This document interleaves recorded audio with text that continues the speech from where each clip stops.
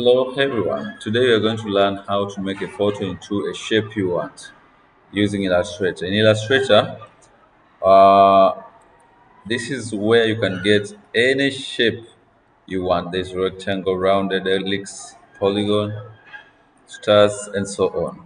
So if you want a star shape, you can get it from there. But now, let's try to make this photo to be as a rectangle that is rounded, or we can just make a round shape. Let's just start with the round shape and see.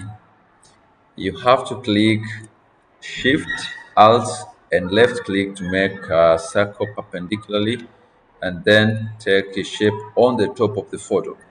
To see the photo so that the shape should not block the photo, you have to remove the color so that you can remain with the line. Give it one stroke or two so that you can see. You can align it so that it can be in the center. So we make it perfect like that. Then right select all of them, the shape and the picture. Right click, then go to make a clip max. Then you're done. There we go. You have your photo here. Now to make it to remove it, you can just release the clipping max.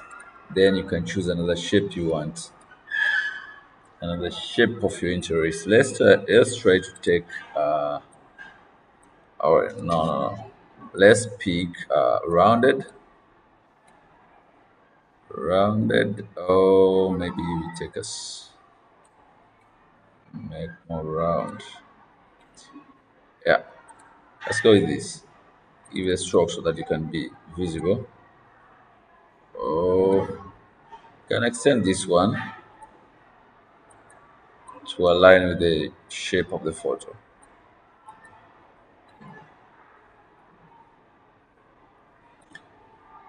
There we go. Select all of them, right click, then click make clipping mask. You're done. Last example is going to be done using, I'm going to release this.